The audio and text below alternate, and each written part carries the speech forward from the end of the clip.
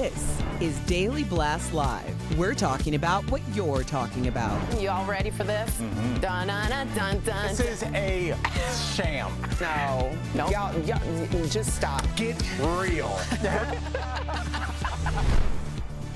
Welcome to DBL. Hello. You How's it beautiful going? people. What's up? It's going well. I will tell you, be honest with you, I thought about Will Smith for 24 hours straight. Wow. Can I be honest? I'm done with this. Okay. But I'm happy to talk about it. Let's get to that too. I'm happy to talk Let's get about to it. that, too. But I'm Bad news for you. enough is enough. All right, he apologized. Like, where are we going from here? Hey guys, you're on a talk show. All right, here we go. I don't The think. fallout continues from Will Smith's Oscar slap. The Academy said it is opening a formal review and will explore further actions and consequences. Meantime, I'm sure y'all have seen this. Will did post an apology to Chris Rock on Instagram. So Will said, "Violence in all of its forms is poisonous and destructive. My behavior at last night's Academy Awards was unacceptable and inexcusable. I would like to publicly apologize to you, Chris. I was out of line and I was wrong. I am embarrassed and my actions were not indicative of the man I want to be." He ended it with, "I am a work in progress." So I just want to get your take on the apology that I was hoping to have seen that day, the next day. What do you think? Lindsay's almost done, so let's get No, I'm happy that he apologized. I think like there's nothing else you could do in this situation but apologize. To say nothing would be absolutely wrong. I do think that he said, you know, at the end, what was the last line that you said? I am a work in progress. I'm a work in progress is a good statement for Will Smith because we've seen somebody who has basically been unshattered by fame over, 3 decades and has been the exemplary, and he's made mistakes, believe me, even with Aunt Viv, the old Aunt Viv in the Oh, show. yeah. They hashed that out on television. And they were open about it. Right, they were open about it. But as far as celebrities go, he's been a pretty even-keeled, clean-cut guy and really avoided drama. And so to say you're a work in progress shows us that even when you're outwardly looking perfect, you still have room for mistakes. This was a huge mistake, but there also should be a road to redemption. And I am so happy that he apologized. You are a nicer person than I am. Al, did you not like the apology? You remember in the movie The Wedding Singer when he got stood up at the altar? Did you ever see it with Adam Sandler? Yeah. He got stood up at the altar and he meets his bride the next day and she goes, "I didn't want to marry you." And he goes, "That would have been good information yesterday." Yeah, yesterday. That's where we are with this apology. This apology should have taken place not with a great Instagram post. Should have taken place when he got his Oscar. That's what I think. That was the window. Boo, boo, He boo, boo, boo. not only was given a second chance, which no one ever gets, he then made a point not to apologize. And then To Chris comes Rock. to Chris Rock, and then comes back with this. So can I ask day you, late, Al, dollar short. so in your worst day, we all have acted out of character in our worst moments. You're telling me that in that same 20 minutes, because that's really pretty much when he got the Oscar, that you would turn around and figure out how to be more mature in your worst moment? Because I think we got to be realistic about the time span. It was extremely heated, top amount of anger you possibly can see with Will Smith have. Putting hands on somebody is the worst amount of anger, I'm assuming. And then 20 minutes later, winning an Oscar, and you want him to be like in this redemption mode, all reflective, you know, like where do you want him to go in that time span? I taught middle school for 5 years. Do you know how many fights I've broken up? And they got reflective in 20 minutes? 20 minutes is about enough time for people to say, why are you and Lindsay fighting? She took my, you know, 20 minutes, he had time to process. He had time to at least process and an apology, like, "Hey guys," even if he just says, "I'm sorry that you guys had to see that. That should not have happened here." I agree with you. Even if he had done that, I but agree it with seemed you. like he apologized to everybody but Chris Rock. And it was like that was almost like the digging of the knife for me. I agree with you, and I do want to get you Jada's Instagram post. She also just posted. Everyone's waiting to hear from everybody, right? This is all she wrote. She wrote, "This is a season for healing, and I'm here for it," which does speak to what Lindsay was saying, a work in progress, someone that is working on their actions and opening up. But I completely agree. Knowing you had that big platform and knowing what he had just happened, I wish he had said to Chris Rock, that was 1,000% You took a lot wrong. more from that statement than I did. That looked like a greeting card that you get, you know, where you can customize your own greeting card. Smith, man. You know how like when you Yeah, like mint.com or something. Yeah. I could see that. You changed a season. If you changed season for healing or season for love, It's a and then it Beatles was a song. picture of Lindsay and Colin and the baby on it, I'd be like, this is the appropriate picture. Oh man, that's a good call. It was little was said. It was, yes. Yeah, fair for that. All right, let us know what you think. We're going to keep talking about this. More and more people, outsiders, speaking out about Will's actions, including his own Mama. Carolyn Smith told local news in Philly that Will is a very even person and she's never seen him go off before. She said that was the very first time in his lifetime she has ever seen him do that. Meantime, Richard Williams spoke out telling NBC News that the Williams family does not condone hitting anyone else unless it's in self-defense. Stars like Charlamagne Tha God and Howard Stern also reacted to the incident. Howard called it a sign of great mental illness when you can't control your impulse. And Charlamagne said there is something way deeper going on inside of Will that we don't know about. I do want to just get to you guys, but I do want to say in his memoir, openly, Will Smith talks about being an abused person, abused child from his father. And he always has felt he never protected his mother. And that is a big gap that he talked about with Nichelle Turner, a friend of the show on Entertainment Tonight. He felt there's a gap for black women that is not being protected. I want to fill that gap. He cried with Nichelle. By assaulting another black man. Fair. Lindsay, what do you think about that? Because a lot of people are saying this is where it came out of a lot of trauma. Right. I think that looks obvious to a lot of people that there was something behind the scenes between him and Jada or him and everybody. And I said that we are part of the problem. We talked about him every day in perpetuity, whether it was on our podcast or on this show or in other ways. And many people, even as recently as a red carpet when he walked down, are making fun of the entanglement and everything that's really happening Which is in part their of being household. famous, though. Right. But they opened their doors up to tell us what's going on. But I think Will Smith didn't get mad earlier that night when he talked about his entanglement, because there was a joke made by the other hosts of the Oscars about him coming up to the stage with all the other single men, and Jada approved it. But Jada and Will were open, just so you know. Fine, they told us exactly. that they were open. So that could be part of the problem. But the actual issue is that his wife was feeling uncomfortable about a medical condition, and she was sitting next to him. And so Chris Rock is also the same guy who made a movie about black women's hair called Good Hair that really didn't sit well with all black women. And so we're sitting there with a woman who actually is struggling with one of the most sensitive topics on a national platform in a majority white programming, and sitting in an audience while you, another black man, are clowning her, and she's dealing with a medical health issue. And so Will Smith is looking at her like, yeah, it's funny to a black man, but when you look at this black woman, it's not so funny. And so he had to figure out what to do. And I don't think that Will Smith was right. I think he was 100% wrong, but I do think that Chris Rock needs to apologize as well. But I mean, look. As a comic, it's very difficult to go on stage and know everybody's medical history, know everybody's personal history. If I go, yeah, I'm sure your mom and dad got you dressed up in that dress to come down to the comedy show.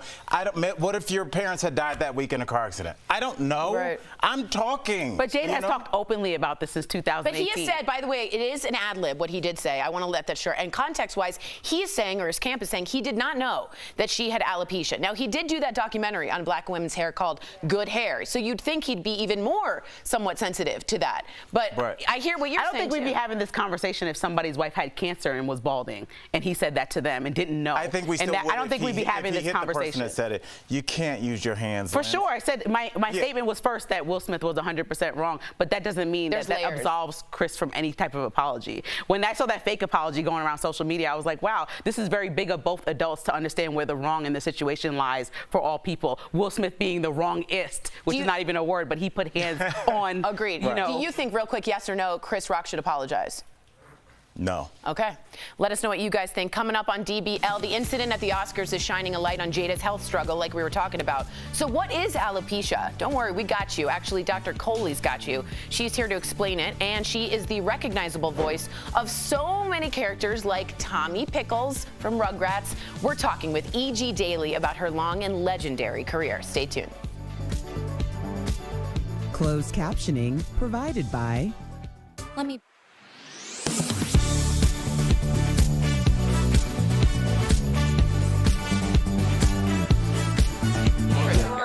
Hey, I want to hear from Al about why he said no. I wanted that response, but I want to hear why. Continue, please. Take the floor. Oh, I was just gonna. It's hard with two things. One, the ad libs. If you think about what an ad lib is, it's what everybody watches at the end of the movie. Yeah. When the shorts, the takeouts, you know, and then you find out like your favorite scene was ad libbed. It's because you're just talking, you're saying something, and you might come up with an iconic line, and that's kind of what comedy is. You're just kind of throwing stuff out there. You're riffing on. It'd be like if Stephen King was writing his next book, but the public is able to stand over his shoulder with every page and make a comment on it. and that's social media. Right, you don't know what you're doing until It's done. it's done, and you hope people like it. That's a really good call. And I was thinking about it comics too. I would go in the audience, and you know too, I'm not as good as Al, but I tried. And their lights are right in your face, right? And you sometimes are like talking to the audience, crowd work, right? It's called crowd work. And you're looking at someone and doing something, and you can make fun of a bald person, and absolutely not 100% no.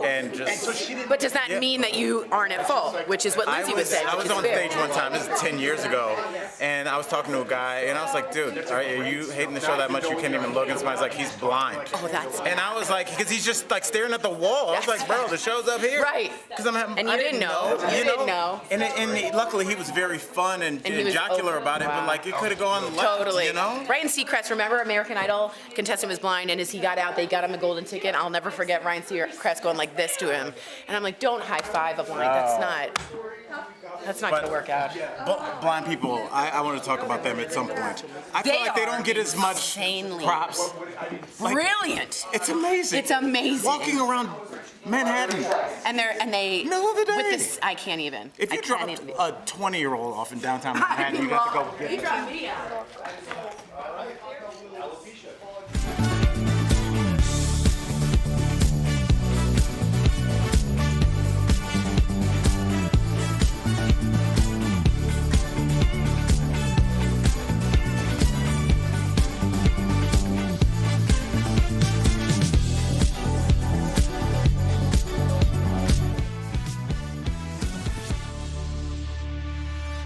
All right, welcome back. Ever since Will Smith, just looking at? Well, there's noise here, there's noise there. I have a lot of ADD. Okay, let's be honest. Squirrel. Okay, ever since Will Smith struck Chris Rock for that joke about Jada Pinkett Smith, everyone's been curious about Jada's condition, alopecia. And there's the one silver lining in that we're learning about this. Even the National Alopecia Areata Foundation released a statement following the controversy, saying that alopecia is no joke. So we page Dr. Coley. Dr. Coley. Why are you doing like you're in a big rig? I don't know. I don't know. Dr. Coley. I kind of like it. To give us the facts, she goes, you can move on to the facts. So welcome. What is alopecia exactly, and why does it cause hair loss specifically? So alopecia is a medical term for baldness, and it can happen in different ways. So you can have a patch, that's alopecia areata, like if you just lose a big Like an patch. area? Yes, a patch of hair. It's Latin, so that's where the areata comes from. Alopecia totalis means you lose all the hair on your head, including some hair on your face. You can lose your eyebrows. Men can have beards that have patches in them. And then alopecia universalis means you lose it all over your body, everywhere. Armpits, your legs, down there, everywhere you lose hair. So it's a significant condition. It happens because your body's immune system gets confused, attacks your hair follicles, and your hair ends up falling out. Wow. So it's not contagious, it's not infectious, but it's basically an autoimmune condition. Okay. Well, yeah, it's interesting. I'm learning about this through a doctor, but you kind of learn all things when you're young through sports. So there was a player that actually made a comment about this. His name was Charlie Villanueva. He went to UConn, played in the NBA, but he had alopecia. So, a lot of people are just learning about this. How common is this? Al, it is so much more common than you think. So 1 out of every 500 to 1 out of every 1,000 people has it. So most of us will encounter somebody in our life that has alopecia. And I think, to your point, Tori, it's such a silver lining that we're talking about it because there's a stigma around it. Yeah. There's a stigma around baldness, around losing your hair, not just from other people, but also for yourself. Now, are some people at more risk of developing alopecia than others? There are. So family history is a big one. So if you have somebody in your family who's had alopecia, your chances are a lot higher of getting it. There's some mixed data about stress, guys, because stress can affect our hair loss. So certainly some scientific studies to say stress can trigger. But race is also a big one. I was going to ask that because the only people I know that have this are African American. Really? Yes. My close friend is, that's interesting. Go So African Americans, 77% higher odds of having alopecia. Asians is lower, and Caucasians are kind of the benchmark that we're using to compare those two. And we think it's a combination of genetics because there's certain African American genes that increase the risk of certain autoimmune conditions, but it could also be our behaviors. So relaxants that we put in our hair, things that we do to our hair. Environmental even. Yes, that can cause alopecia. Exactly. Wow. All right, so here's the deal. Are there treatments for alopecia? I know my good friend that has it wears really great wigs, but I was always wondering, could it ever be cured? It can't. And that's what's so difficult about this condition. More common than we think, autoimmune condition where your body attacks itself. The good news is that some people only get it once, like a patch, and then your hair grows back, and they don't necessarily have recurrence. But if you're somebody who has a more severe case, there are a few things we can do. We can put steroids into your hair follicles, other medicines that can turn off the immune system. They've tried minoxidil.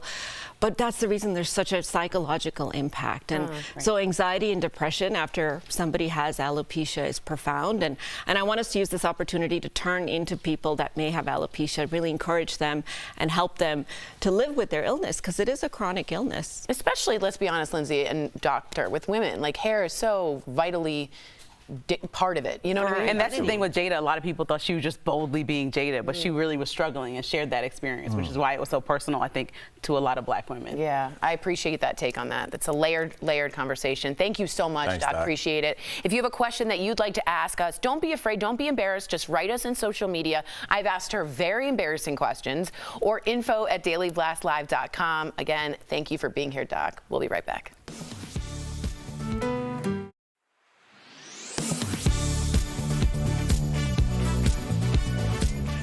Primary election season is coming, and that means there will be political ads everywhere you look. And some of those ads will inevitably make outlandish claims. Some Verify viewers emailed us to ask if candidate ads have to tell the truth. So let's verify. Are political ads required to be factual in order to be aired on broadcast television? Our sources are the Federal Communications Commission, the Federal Trade Commission, and University of Minnesota political science professor David Schultz. The rules for political ads are very different than typical consumer products, and we want to be clear up front that the answer to this question is no. Political ads are not required to be factual in order to be aired on broadcast television. In fact, the law allows politicians to say almost whatever they want in a commercial. This is because political ads are regulated by the FCC, which applies just two rules. One is that all candidates have the same opportunity to buy commercial time on stations. And two is that politicians can say whatever they want. Accuracy is not one of the rules, although TV stations could run a disclaimer explaining the rules before airing an ad. The only consequence for politicians who produce misleading or false ads is in court, and that's only if they defame someone, which is rare and hard to prove. I think the rationale behind it is what? The idea of saying that candidates get to say what they want, and what the voters get to sort of, through the marketplace of ideas, decide what's true, what's false. That marketplace could also include news stories or fact checks like Verify stories explaining what's true and false. Schultz says you should always read the fine print on an ad to see who is funding it, and do your own research on a candidate to see if what's being claimed is really true. With your Verify, I'm Brandon Lewis.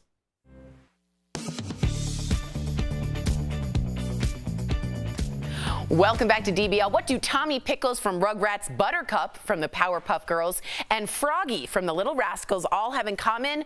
Well, the talent behind their voice is singer and actor E.G. Daily, and earlier we spoke to her about her iconic career. Check it out. It's so great to speak with you. You have such an iconic career. Okay, so E.G., you have been in many shows and movies. Like, your resume's this long. Is there anyone you have worked with that left you just completely starstruck? You know, I'd have to say it was like Rod Stewart, because back in the day, I mean, I'm a singer, so I just was crazy about his voice and the texture in his voice, and I have that kind of texture. I was in Vegas one time, and some guy saw me, and he was like, "Would you like to be in a Rod Stewart video?" And I was like, "Oh my God!" Wow. And the next thing you know, I was filming this cool Young Turks, and I was Patty Gay. Patty gave birth to a 10-pound baby boy, and the video was such a blast. Yes. Wow. Rod Yeah, Stewart. it was really cool. It's a great voice. Rod Stewart. Yeah, she's doing it. Yeah. All right. So in the past few years, actors such as Hank Azaria and Kristen Bell, they've stepped away from their voice acting roles because they didn't feel like they represented their character's race. And I just wanted you to have the floor and talk about how you feel about this. Well, I think it's really important. You know, they want to try to stay authentic, and they want to keep things diverse, and they want to really honor people. So I think it's really important that they do. Most of the time, we'll try to cast someone that fits that descent, or, you know, whatever that is. And then I would say there are small times where they actually will have to go to somebody else. I mean, because, let's say the actor or the acting was just more appropriate for the role, or, but ultimately it's really good for them to just always try to stay true. I think in voiceover, we always try to. You were in one of the most iconic episodes of Friends, the one with the smelly cat song. So you have to tell us, like, how did you lay in that role? That was huge. Okay, it was such a random thing, guys. My agent called and said, can you go over and audition for this thing? Warner Brothers was right, or whatever studio was right near me. And I was like, I just had a baby. I just had a baby. And they're like, can you just try to go over there? And I'm like, I don't have a babysitter. Like crazy. So I said, okay, I'll try. They said, bring your guitar, because I was the token singer actress who plays her. And so they brought me in for this casting. There were very few of us. And I brought the baby in a car seat and the guitar in a guitar case. And I showed up on the lot, and I was like, okay, guys, I had no babysitter.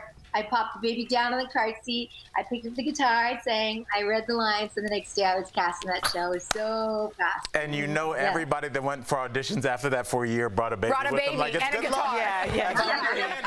I was in labor during a Rugrats episode. That's the mom I am. I was doing, hold on, your diaper, hold please. And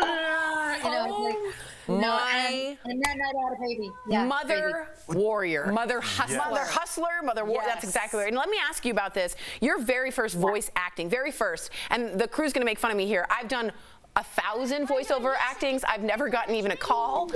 Yours was for Tommy Pickles in Rugrats, and you got the job on your first audition. The show is now celebrating, get this, its 30th anniversary. What has been your favorite part of voicing Tommy? I guess I think that he's just so not Hollywood. I just love that he's the leader and the hero, but he's very kind. And, I like that character. I like that he doesn't have to push himself on people. He just is beautifully kind and sweet, and that's my thing about Tommy Pickles. Tommy. He's just a baby, but he's super sweet. Well, that's exactly what I was going to ask you, E.G. Before we let you go, can you channel some characters for us? So we need to hear Buttercup and Froggy now that we heard Tommy. Yes. Okay. So Buttercup would say, listen, Mojo Jojo, I'm going to whoop your hiney. She talks like that. Froggy talks like this. What's the high sign, Petey? That's a scratchy voice. And then we got, a baby gotta do what a baby gotta do. That reminds me so much of when I was little. That's crazy. I love Seriously, it's such a gift. Yeah. Such a gift. E.G., thank you so much for joining us here in DBL. To our Thanks for having viewers, me. of course, anytime you're welcome back. And to our viewers, make sure to follow E.G. for her updates on her upcoming projects. She's in the feature film, The Blonde Experiment, and is a part of the Go-Go's tribute album. Thank you so much, Nice E.G. career. Yes. Thank you, guys. It was a I'll be right pleasure. back. Wow. Promotional consideration is brought to you by Darling. The spike in gas prices has many of us wondering if anything could have been done to prevent it. Social media is filled with claims that the United States was, at one time, energy independent, but due to policy changes is once again relying on imports from other countries. So, has the U.S. ever been energy independent? Let's verify. Our sources are the U.S. Energy Information Administration, Mark Finley, an energy expert at Rice University's Baker Institute, and Marty Parker, a supply chain expert at the University of Georgia. According to the U.S. Energy Information Administration, production of petroleum in the United States exceeded demand in 2020. At the same time, the U.S. imported 8.5 million barrels of petroleum a day from other countries, including Russia.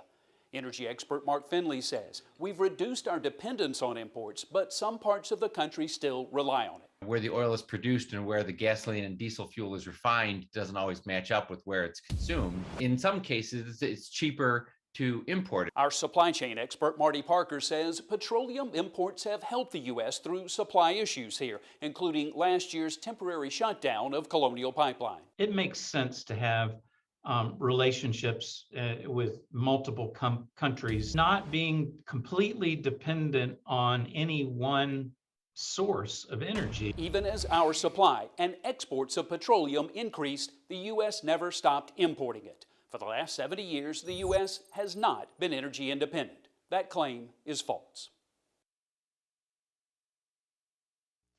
Some of you are asking questions about electric vehicles and the new technology. And here at Verify, we respond to you. We saw this claim on our Facebook page saying charging an electric car will cost between $20 and $45 per charge. So we're verifying, does the average electric vehicle cost $45 to charge? Our sources, the U.S. Environmental Protection Agency, the Department of Energy, and Stan Cross with Southern Alliance for Clean Energy. The Department of Energy estimates the average electric vehicle has a 66 kilowatt per hour battery and can go about 200 miles per full charge.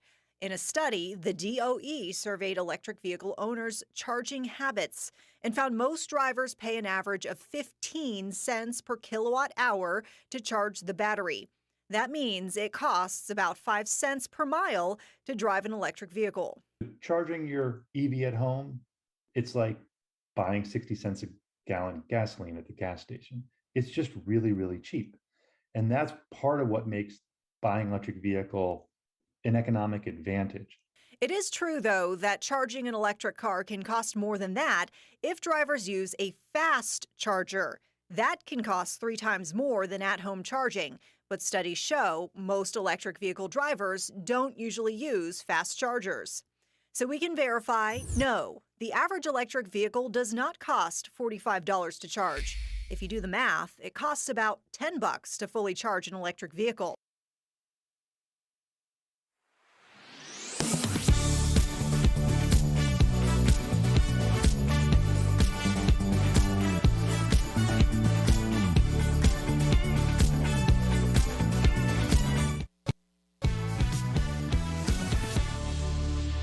Welcome back. When it comes to your home, going green could save you a lot of green. See what I did? Here's how you can lower your carbon footprint and increase your home value. So it's time for some DBL home tips presented by American Home Shield. First, metal roofs are not only more durable, an Energy Star certified one can help you control heating and cooling costs throughout the year. Next, replacement windows can increase your curb appeal and make your home more climate controlled. While they may seem costly, you could see a 65% return on your investment. Finally, upgrade that front door. Make sure it's not only durable, but that it also fits snug into the frame. It will prevent drafts. An American Home Shield home warranty plan helps cover many things homeowners insurance leaves out, like breakdowns of major components of home systems and appliances. So you can rest easy knowing you're ready for whatever breakdown strikes next. Visit ahs.com to find a plan that's right for you. Real quick, Tia Reeves writes in, as far as Chris, I do think he should apologize. He hurt her. But Just Me says consequences for Will Smith began the moment of the slap. His image and rep has been seriously harmed. We also want to give a quick shout out to Tiffany because it's her birthday. Yeah. We love you, Tiffany. Happy birthday. She did not know that was coming. Oh, man. Tiffany is a really At least she wasn't on Facebook. It was not right. And she will take over this entire network at some point. She's unbelievable. Hey, we Tiff, love you. happy birthday. We love you, Tiff. Thank you. DBL's new every day. We'll see you same time, same place tomorrow. Don't be a hater, be a meditator. Bye, guys. Oh, man. I know.